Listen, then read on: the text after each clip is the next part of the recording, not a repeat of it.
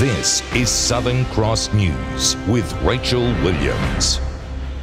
Good evening everyone and welcome to Southern Cross News. The state's recorded its first Easter road fatality, a 21-year-old losing his life in an incident that police say could have been avoided.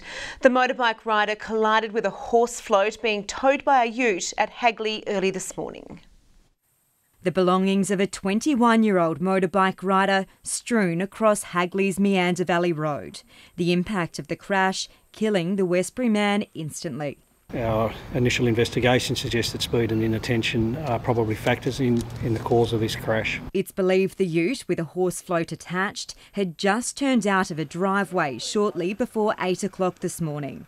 The motorbike had been travelling east along the old highway, just outside Quamby Estate, when police say the rider struck the back of the float. I understand the driver's indicated he looked and saw that the road was clear and pulled out.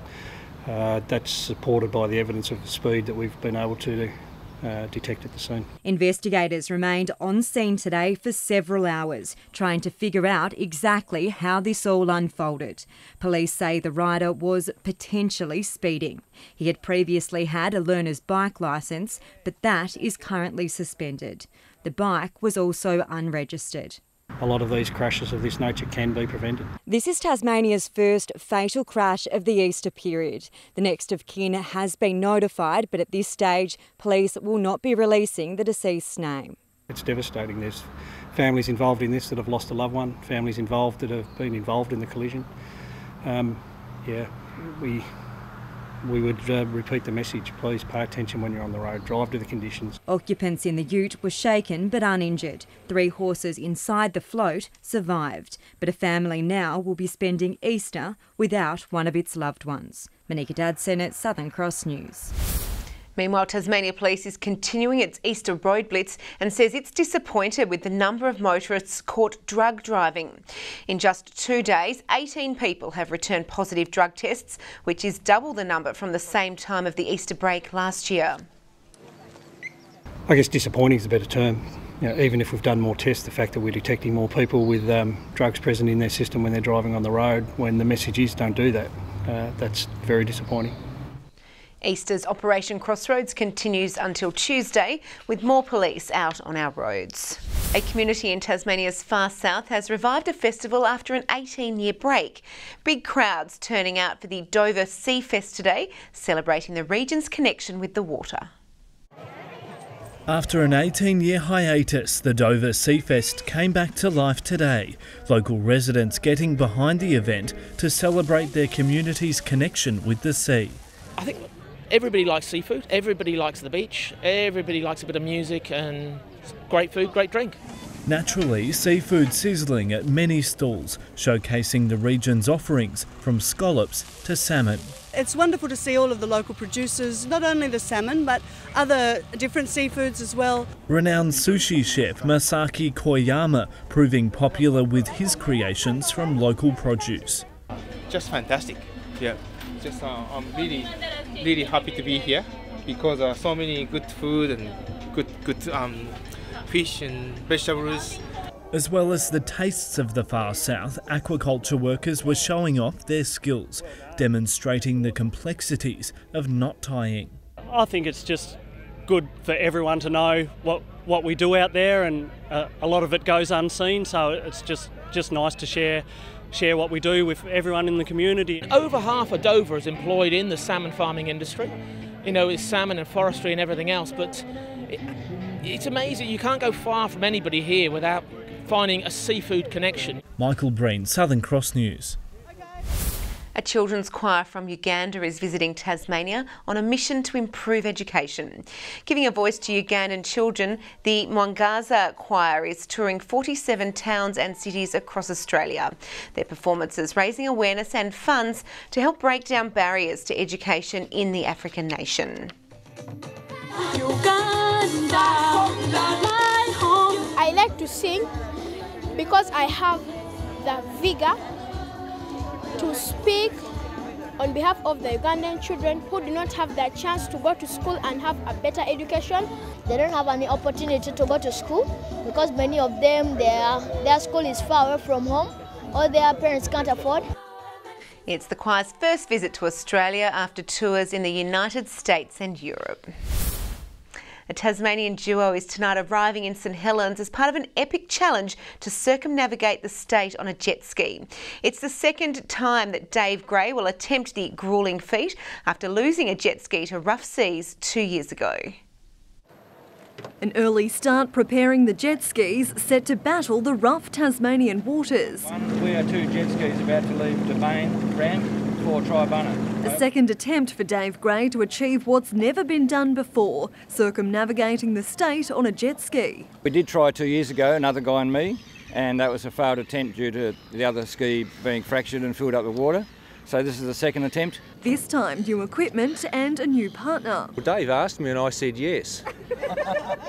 And then I thought about it afterwards, but I'd already committed. John Beswick recruited for the epic journey as the pair brace for all scenarios. We're pretty confident we can do this quite easily and up along the north coast, but when we hit the west is when we're going to be, the most excitement's going to happen. EPIRBs, flares, everything we have to have. I've even got a shark band on my ankle and I've got a knife just in case I need it, so we've really covered off everything. A challenge originally inspired by young Pippa Hami facing an uphill battle with leukemia 2 years ago. The unsuccessful 2016 ride raising almost $10,000. She has just finished her 790th day of chemo and other treatment. She's now got a fantastic prognosis, which is awesome. Now an opportunity to raise more for other families living with the disease. 2 daring jet skiers on the ride of their lives, tonight reaching St Helens, ending day 2 of an expected 8-day journey. Jacqueline Robson, Southern Cross News. A number of businesses in Hobart are without water after a main burst early this morning. Taswater has been on site throughout the day with crews unable to determine exactly where the leak is coming from. 20 properties on Liverpool and Murray Streets will be without water until further notice. Taswater has apologised for the inconvenience. An 8-year-old Tasmanian girl is giving up part of her Easter holiday to raise money for Give Me 5 for Kids. Stella Hogarth has set up an Easter egg guessing competition outside her home.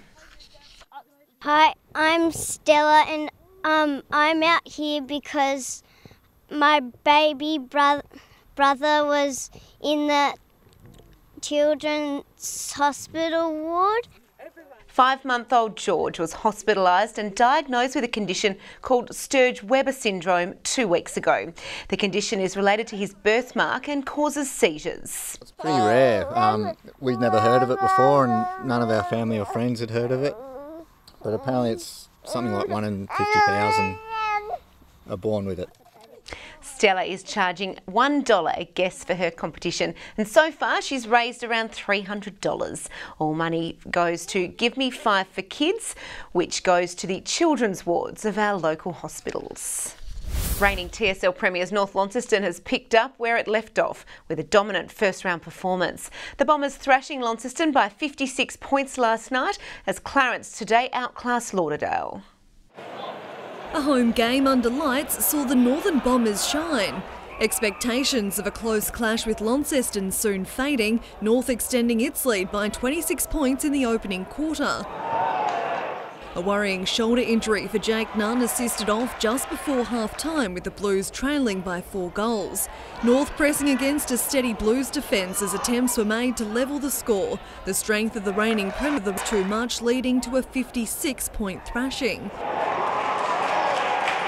Well, it was a tight contest as Lauderdale played host to Clarence in the final match for the round. The Roos leading by just 4 points at half-time. Campbell Hooker quick to bring the Bombers back in front in the third. Keeping momentum, Lauderdale in front by 3 before a quick-fire return for the Roos. The visitors storming back in the final quarter, landing a 17-point victory. Jacqueline Robson, Southern Cross News. And pre-season matches don't get much fiercer than a clash with Commonwealth Games athletes. The Tasmanian Magpies today taking on Northern Ireland in their final game for the Netball Invitational Series. Spectators were treated to some elite netball as the lineup of local talent held strong against their Commonwealth Games opponents. The Tassie Magpies will begin the official season in May. Good evening. Temperatures were a few degrees below average across Tasmania today, with Hobart recording the state's high of 21 degrees. It was 19 in Launceston, 16 degrees in Burnie, 18 in Devonport. Ouse and Friendly Beaches both reached 20 degrees. It was 19 at Grove and St Helens, 18 at Low Head and Maria Island, and 17 at Smithton and Strawn. 0 degrees was the overnight low at Lyowini. We saw a little bit of low cloud over the west and parts of the north today, but most of the state remained cloud-free. Zooming out, there was stratiform cloud over Victoria and South Australia, and onshore flow caused some low cloud along the Queensland and New South Wales coasts. Tomorrow, the chart shows a cold front near the west coast of the state, ahead of a ridge building over southern WA. And there's another weak ridge over the southeastern states.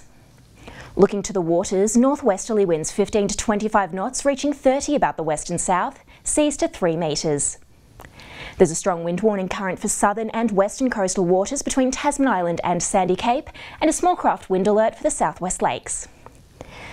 There are showers expected over most of the state tomorrow. Hobart looking at a top of 22 degrees, Richmond 23, Ouse 21. Launceston showers 21, Devonport 19, 18 for Deloraine. A showery 19 for Burnie and Curry, and some possible heavy falls for Strawn. St Helens, a possible shower 23 the top, Swansea 24, and a partly cloudy day for Whitemark 21. UV moderate. Now let's take a look ahead to next week. Monday we'll see showers about the west, south and the Bass Strait Islands, with some possible early showers elsewhere. Tuesday more showers for the west and south of the state, but a fine day for the rest. And a mostly fine day expected on Wednesday, apart from some showers about the west. Looking around the mainland, there are showers expected for Brisbane tomorrow. It'll be mostly sunny in Perth, Sydney and Darwin, partly cloudy in Adelaide, and there's a cloudy day expected for Melbourne with a top of 26. Right now in Hobart it's 17 degrees and partly cloudy, Launceston 14 and partly cloudy, Devonport 15 degrees, and it's going to be a wet one tomorrow, Rach. Sounds like it. Thank you for that, Britt. Well, before we leave you tonight, just a reminder that we all get an extra sleep in tomorrow before we get into the chocolate eggs. Daylight saving ends at 2 a.m, so don't forget to wind your clocks back an hour before you go to bed. That's back an hour. Tomorrow is also April Fool's Day, so watch out for anyone trying to pull your leg. Well, that's all your news for now. Thanks so much for your company. Have a great evening. Good night.